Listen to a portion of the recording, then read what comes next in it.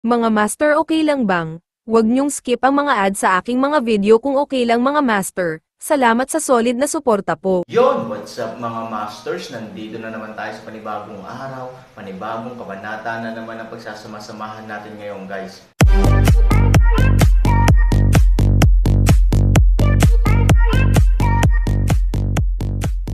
Bali mga masters, kung bago ka pa lang po sa aking YouTube channel, please click the subscribe button, lalong-lalo na po yung notification bell guys, para maging connected pa rin tayo sa isa't isa at maging updated kayo sa mga susunod ko pang video.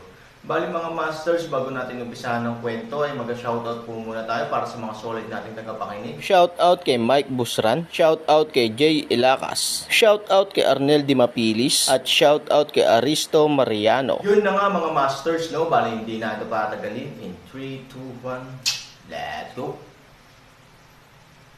Bagong yugto ni Daryl mapapakinggan sa storytelling channel sa YouTube. Elf Palace. Nang makarating na ang dalawa sa palasyo ng mga elf, may nakita silang isang babae na para bang nag-aantay sa kanila. Ito ay si Lynn. Nakita ng dalawa na nakataas ang mga kilay ni Lynn. Naku, Ginoong Vin, si Miss Lynn kanina ka pa ata inaante. At para bang galit. Sorry Ginoong Vin, dahil sakin hindi natin namalayan ang oras, nagtagal tayo masyado. Bulong ng mahina ni Yui kay Daryl. Kumamo ng ulo si Daryl at sinabi, "Hehe, hindi mo kasalanan Miss Yui. Ako ang nag-aya sa'yo na kumain sa labas, at ganyan naman talaga makitungo sa'kin yan si Miss Lynn. Laging galit. Hehe, kaya nga dragon tawag ko sa kanya." Mahina tumawa ang dalawa. "Hoy lalaki, ako ba ang pinagtatawanan mo?" Naku, nakita pala tayo ni Miss Lynn na tumatawa. Tumahimik ang dalawa. "Alam mo bang kanina pa kita inaante, masyado ka na natutuwa sa aming lugar. Ang isang taong tulad mo ay hindi nararapat sa aming nasasakupan. Kapag ako na ang naging pinuno ng mga elf, hindi ko hahayaan na may ibang uri ng nilalang ang makakapasok sa aking nasasakupan, kaya sa ngayon enjoying mo na ang mga araw mo dito." Galit na sabi ni Lynn kay Daryl. "Hello Miss Lynn," sabi ni Yui. "Kumain lang kami sa labas ni Ginoong Vin, at medyo napahaba ang kwentuhan. Pagpasensyahan mo na Miss Lynn." Ngiting sabi ni Yui. "Yui, gaanong na ba kayo kalapit ng lalaki na iyan, para bigyan mo ng mahabang oras ang bastos na yan? Sama-sama ka sa kanya, ni hindi nga natin alam ang kanyang pag-uugali, ni kahit pangalan man lang ay hindi alam. Gaanong ka nakakatiyak na hindi tayo niloloko ng bastos na yan? Baka tinatago niya lang ang kanyang pagkakilanlan. Tama ba ako, bastos na lalaki?" Agad na ngumiti si Daryl. "Pasensya ka na Miss Lynn, kahit ako ay gulong-gulo na kung sino ba talaga ako, at ano ang pangalan ko. Hayaan mo pag bumalik na ang aking alaala, at sayo ko agad sasabihin ang aking pangalan." Nakangiting sabi ni Daryl. Naka-Simon got parent si Lynn at sinabi sa dalawa, "Sige na Yui, sa susunod wag kang magsasama kung kani-kanino, lalo na sa bastos na tulad niya. Sige na, pumasok ka na sa palasyo at si ama ay inaantay ka na. At ikaw naman bastos na lalaki, sumunod ka sakin at tayo ay tatanggo sa lugar nag-ating pagsisenayan." Lumakad si Lynn patungo sa lugar kung saan ang mga mag-aaral ay nagsisenay ng kasanayan spiritual. Habang si Daryl naman ay sumusunod sa kanyang likuran. "Miss Lynn," tawag ni Daryl. "Miss Lynn, saglit lang. Ang bilis mo naman maglakad." Tumigil si Lynn at sinabi, "Ano ba ang kailangan mo? Ayoko nang masayang ang ilang minuto ko. Nasayang na kanina sa kakaantay sayo. Ngayon sinasayang mo naman ang minuto ko, para ano? Ano ba ang kailangan mo? Miss Lynn, sigurado ka bang gusto mo ako turuan? Pwede naman hindi mo na ako turuan para hindi kita mastorbo." Sa isip ni Daryl, siya din ay nagsisayang ng oras para makapaglinang ng kanyang kasanayan. Kung papayag si Lynn na hayaan na siya, magiging malaya siya makapaglinang ng kanyang kasanayan. Habang nag-uusap ang dalawa, si Charlie ay patungo na din sa lugar kung saan nagsisenay ang mga mag-aaral. Nakita ni Charlie ang dalawa na para bang nag-uusap. Pumasok sa isip ni Charlie na si Daryl ay para bang napapalapit na kay Lynn. At ang kanyang pakiramdam ay parang sisabog sa selos. Anong ginagawa ng dalawa na ito? At ang lalaki na ito ay masyado nang nalalapit kay Lynn. Oo, si Charlie ay may pagtingin kay Lynn. Noon pa man si Charlie ay lubos nang humahanga kay Lynn. Tuldok, mabilis na lumakad papalapit sa dalawa si Charlie. "Anong ginagawa niyong dalawa? Tanong ni Charlie. Ikaw pala Charlie, sagot ni Daryl. Hindi siya pinansin ni Charlie. At tinanong si Lynn. Ginugulo ka ba ng lalaki na? Ito Lynn. Naka-Simon got si Lynn na tumingin kay Charlie at ito ay naglakad na papalayo. Naiwan si Charlie at Daryl. Ikaw anong ginagawa mo? Ginugulo mo ba si Lynn? Ay sadyang nagpapansin ka lang sa kanya. May gusto ka ba kay Lynn? Tanong ni Charlie. Nagulat si Daryl sa tanong ni Charlie at sabay napakamot ito ng ulo. Charlie, wala akong ginagawa kay Miss Lynn. At wala akong gusto sa kanya. O bakit mo siya sinusundan at para bang ginugulo mo siya? Alam mo bang hindi pwede kahit sino man ang basta-basta pumupunta sa lugar na ito? Dahil maaari mastorbo ang mga mag-aaral dito. Ang mga nandito ay focus sa kanilang pagsesenay. Kaya umalis ka na dito at bumalik sa palasyo. Medyo sumimangot si Daryl. Hindi niya naagustuhan ang pag-uugali na pinapakita ni Charlie sa kanya. Ano ba ang problema nitong lalaki na ito? May gusto ata siya kay Miss Lynn at para bang hadlang ako para sa pagtingin niya kay Miss Lynn. Bulong ni Daryl. Nauunawaan ni Daryl ang nararamdaman ni Charlie. Dahil sa buong buhay ni Daryl, madami na siyang pagsubok na naranasan at iba't ibang uri ng mga tao at elemento ang kanyang nakasilamuha. Lalo na pagdating sa mga babae. Ngumiti si Daryl ng patago. Charlie, nakangiting sabi ni Daryl. Sumagot si Charlie kay Daryl. Sino ka ba para matawag-tawag mo ako sa aking pangalan? Ni hindi nga kita kilala. Oo nga pala Vin ang itawag mo sakin. Isa akong bisita ni Master Ken. Kaya ako nandito at kasama ni Miss Lynn. Inatasan si Miss Lynn ng kanyang ama para ako ay turuan ng ilang kasanayan, habang ako ay nandito. Ano si Master Ken sinabi kay Lynn na turuan ka? Tanong ni Charlie kay Daryl. Oo kaya ako nandito. Kaya siguro naman pwede akong pumunta sa lugar na ito.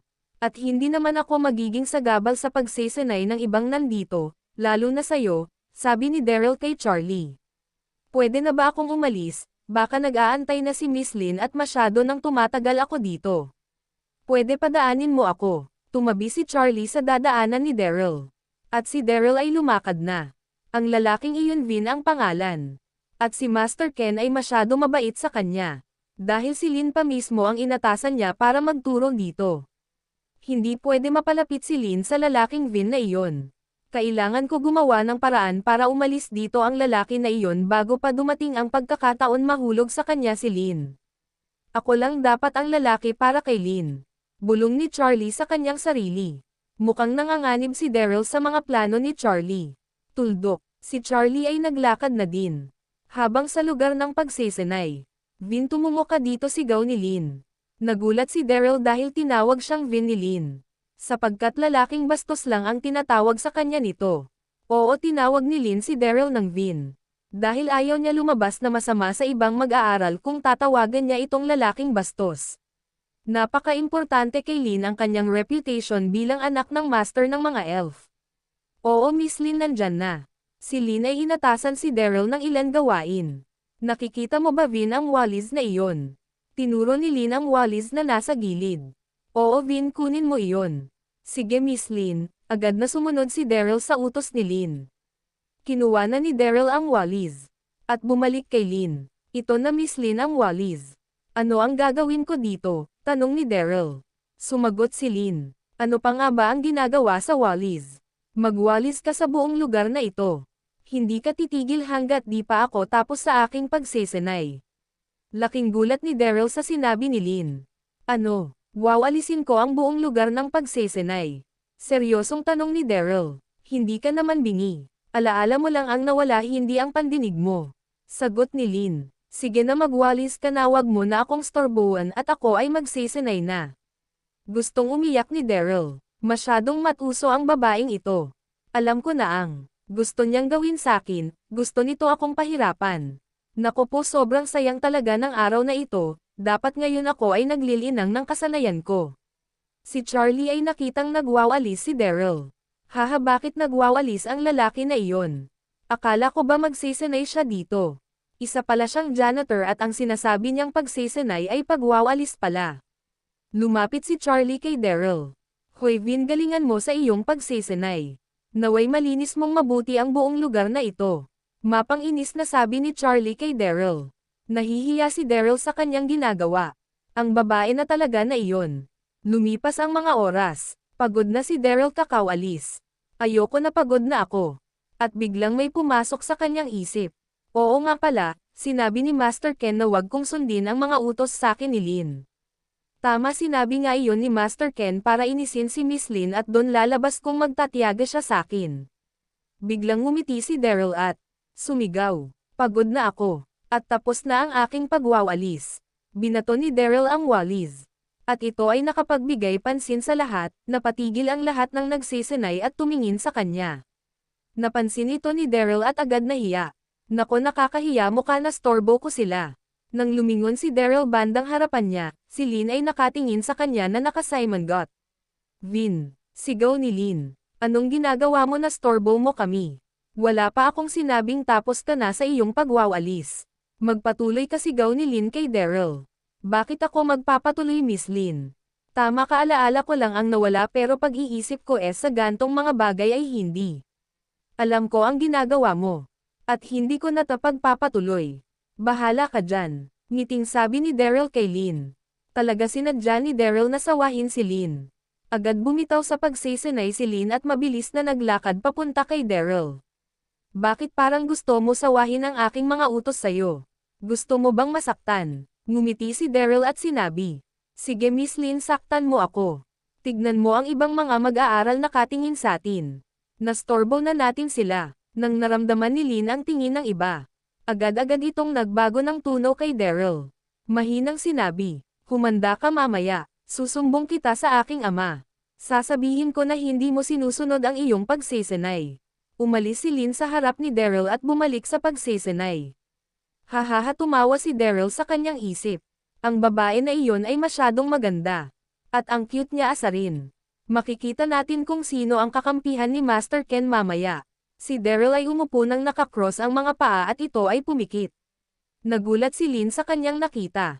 Ano ang ginagawa ng lalaki na iyon? May alam ba siya sa dapat gawin sa pagsisinay?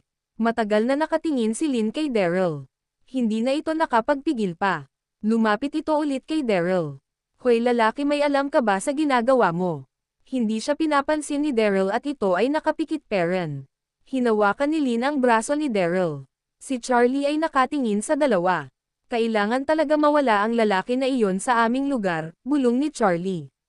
Tuldok, gusto niyang sumabog sa selos sa kanyang nakikita. Hoy Vin, biglang dumilat si Daryl. Bakit Miss Lin, may kailangan ka ba sakin? Sagutin mo ang tanong ko. May alam ka ba sa iyong ginagawa? Paano mo nalaman ang unang step sa pagsisinay upang ma-relax ang isang spiritual na taglay? Dahil wala ka naman nito. Sumagot si Daryl. Sinabi ko na sa iyo kanina. Alaala ko lang ang nawala, hindi ang aking pag-iisip. Ngumuso si Daryl at tinuturo niya ang nasa harapan niya na para bang gusto niyang sabihin na ginaya niya lang ang isang mag-aaral. Ngunit hindi naintindihan ito ni Lin. Nakita niyang nakanguso si Daryl na para bang gusto humingi ng kiss sa kanya. Nakita din ito ni Charlie. Nagulat si Lin at agad na namula ang mga muka. Bastos ka talaga, mahinang sabi ni Lin kay Daryl. Sabay, mabilis na umalis si Lin. At nagpatuloy sa pagsisinay. Nagulat din si Daryl sa kinilos ni Lin. Bakit na naman ako sinabihan na bastos? Ngumuso lang naman ako para ituro ang mag-aaral na iyon para malaman niya na ginaya ko lang ito.